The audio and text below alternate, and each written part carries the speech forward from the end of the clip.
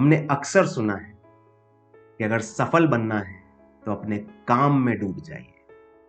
आप किसी काम को शुरू तो कर सकते हैं, लेकिन उस काम की मंजिल तक तभी पहुंच पाएंगे जब उस जर्नी में अपने काम के अंदर डूब जाएंगे।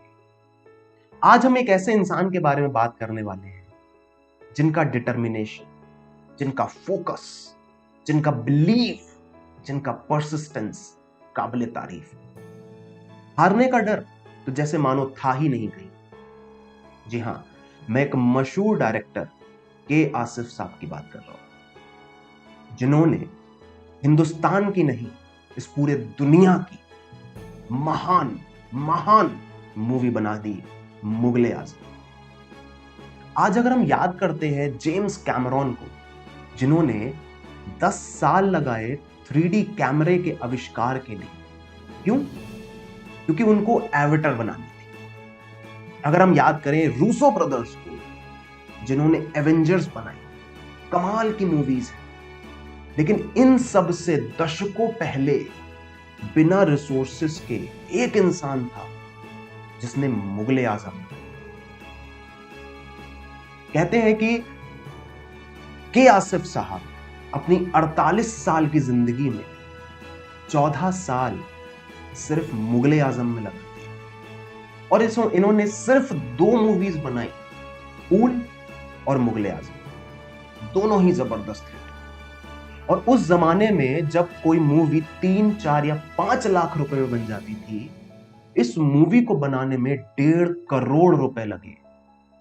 और बॉक्स ऑफिस पे जब इसका कलेक्शन आया तो 11 करोड़ रुपए का कलेक्शन आया।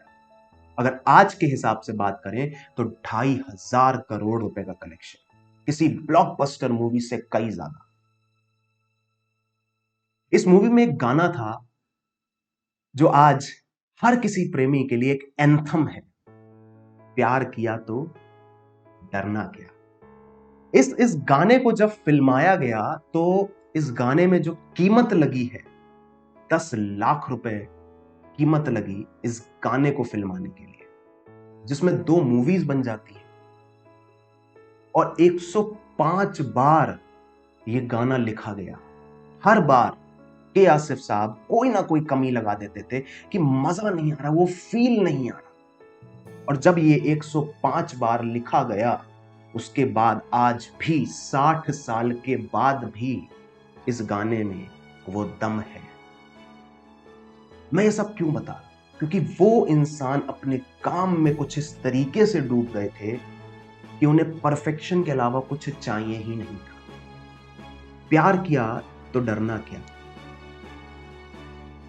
ये गाना जहां फिल्माना था, शीश महल, इंदौर, वहां पे परमिशन नहीं है।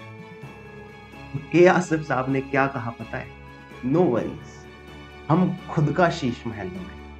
2 साल लगाए, 2 साल, और शीश महल तैयार किया। और कहते हैं कि जितने में असली शीश महल नहीं बना था, उससे ज्यादा कीमत में के आसिफ साहब ने शीश महल बनाया। इसमें बेल्जियम से शीशा आया था, बेल्जियम से। क्यों? क्योंकि इंडिया का शीशा उतना ज्यादा रिफ्लेक्ट नहीं करता। जो बादशाह अकबर जी को जूते पहनाए थे, उस जमाने में 10,000 रुपए के जूते बनवाए। किसी ने एक दिन मजाक में पूछ लिया था उनसे कि ये जूते तो फ्रेम में भी नहीं आते हैं, ये जूते तो मूवी में कहीं दिखाए भी नहीं जा रहे हैं, तो फिर इसमें इतना खर्चा क्यों, इस पे 10,000 रुपए क्यों लगाए? तो के आसिफ साहब ने पता है क्या कहा? कि बादशाह अकबर को महसूस होना चाहिए कि वो बादशाह अकबर है। वो जब ये 10,000 रुपए के जूते पहन के चलेंगे, तो वो जो एटीट्यूड होगा, वो जो रुतबा होगा, मुझे वो कैप्चर करना है। जूते से कोई लेना देना नहीं। जब बादशाह अकबर और सलीम की लड़ाई का एक सीन था, उसमें 2,000 ऊंट, 4,000 घोड़े और 8,000 सैनिक लगे थे। उन 8,000 सैनिक में वो नॉर्मल लोग नहीं थे। के आसिफ साहब ने डिफेंस मिनिस्टर से परमिशन लेके इंडियन फौज को भर्ती करा था उस सेना के लिए, ताकि जब लड़ाई हो वो रियल दिखे, परफेक्शन से कोई कमी नहीं करे। इतने काम में डूबे थे कि हर चीज परफेक्ट चाहिए। मूवी में एक गाना है शुभ दिन आयो, जिसमें तानसेन साहब को दिखाना था। तो अब तानसेन साहब, तानसेन साहब जैसा कौन हो सकता है? तो इस मूवी के जो जिन्होंने म्यूजिक दिया है, नौशाद अली साहब, उनसे जब के आसिफ साहब ने पूछा कि तानसेन जैसा कौन होगा जो ये गाना गा सके, तो नौशाद अली साहब ने कहा कि बड़े गुलाम अली साहब, इनके अलावा तो इस दुनिया में कोई है नहीं जो इनका मुकाबला कर सके। जिनके नाम लेते ही हाथ कान पे चले जाते हैं, उनके पास के आसिफ साहब गए। तो नौशाद अली साहब ने कहा कि आप जा तो रहे इनके पास, लेकिन ये मूवीज के लिए गाना नहीं गाते हैं। बोले लेके चलो। बड़े गुलाम अली साहब के पास के आसिफ साहब और नौशाद अली साहब गए। उन्होंने फरमाया कि मुझे आपको अपनी मूवी में गाना गवाना है। तो बड़े गुलाम अली साहब ने कहा कि आपको तो पता ही है मैं मूवीज के लिए गाना नहीं गाता। तो के आसिफ साहब सिगार पीते थे। उन्होंने सिगार पीते पीते कश भरा और बोला, गाना तो आप ही गाएंगे। बोले आपने शायद सुना नहीं, मैं मूवीज के लिए गाना नहीं गाता। उन्होंने फिर से कश भरा और बोले, गाना तो आप ही गाएंगे। ओ के आसिफ साहब को, बड़े गुलाम अली साहब के आसिफ साहब को अपने एक बंद कमरे में लेके गए। उन्होंने कहा कि मैं एक गाने का 25,000 रुपए लूंगा। उस जमाने में जब लता जी और रफी साहब 300-400 रुपए एक गाने का लेते थे, बड़े गुलाम अली साहब ने कहा मैं 25,000 रुपए लूंगा। के आसिफ साहब ने अपनी जेब में हाथ डाला और 10,000 की गड्डी सामने रखी। बोले गाना तो आप ही गाएंगे, और एक नहीं 2 गाने गाएंगे। और उस मूवी में बड़े गुलाम अली साहब को गाना गाने को कहा 50,000 रुपए में। परफेक्शन से कोई कमी नहीं है।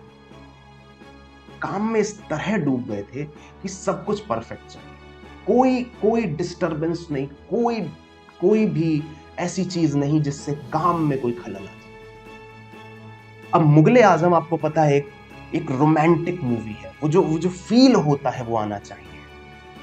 तो मधुबाला जी के साथ जब एक रोमांटिक सीन होता था, तो मधुबाला जी के पिताश्री सेट पे रहते थे। जब तक मधुबाला जी सेट पे हैं तब तक उनके पिताश्री सेट पे रहते थे, उनको देखते रहते थे। कोई भी रोमांटिक सीन है तो वो कैसे दर्शाया जाए, मधुबाला जी कॉन्शियस हो जाते थे। तो अब इसका क्या तोड़ किया जाए? तो के आसिफ साहब अपने मैनेजर को बुलाते हैं और कहते हैं कि इनको ताश खेलना बड़ा पसंद है। उनके पापा को ताश खेलना, उनकी कमजोरी थी ताश रमी। तो इन्हें ताश में उलझाए रखो। उनको पैसे दिए, बोले इनके साथ ताश खेलते रहना और जीतना नहीं, हारते रहना, क्योंकि जीतने वाला इंसान कभी उठता नहीं है, इन्हें जीतने देना। तो उनको वो फंसा के रखते थे कि ताश खेलते रहे, ताकि यहां पे बिना किसी डिस्टरबेंस के सीन क्रिएट किया जा सके। अब बात आई थी नौशाद अली साहब की, तो उनके बारे में भी कुछ बताऊंगा जरूर। वो जब गाना लिखते थे या गाना जब म्यूजिक जब डायरेक्ट करते थे, जिन्होंने म्यूजिक दिया है मुगले आजम मूवी में, बहुत सारी मूवीज में नौशाद अली साहब ने म्यूजिक दिया है। वो तो जब गाना लिखते थे या फिर म्यूजिक बनाते थे, तो अपने काम में कुछ इस तरीके से डूब जाते थे कि आपने सुना होगा या करिएगा गूगल, उनकी ये जो उंगलियों के बीच का जो ये पोर्शन है, ये जो पोर्शन होता है, ये जला हुआ है। ये जला हुआ क्यों? क्योंकि वो सिगार पीते पीते ख्यालों में ऐसे खो जाते थे कि सिगार उनकी उंगली को भेद के बुझ भी जाती थी, लेकिन ध्यान वहां लगा हुआ, वो ध्यान नहीं हटता। वो काम में ऐसे डूबे हुए हैं कि वो सिगार उनकी उंगलियों को भेद के चली गई, 1% भी फोकस वहां से हिला नहीं, वो डूबे हुए अपने काम। तो कोई भी इंसान अगर आज अपनी जिंदगी में कामयाब हुआ है, तो वो उस काम में इस तरह से डूबा है, अचीव करके ही बाहर निकला। तो अगर जिंदगी में कुछ चाहिए और कामयाबी के सुनहरे पन्नों पे अपना नाम चाहिए, तो अपने काम में, अपने गोल में इतना ज्यादा डूब जाइए, जब निखरें तो एक हीरा बन के। आज के लिए इतना ही, मिलेंगे अगले सेशन में। धन्यवाद।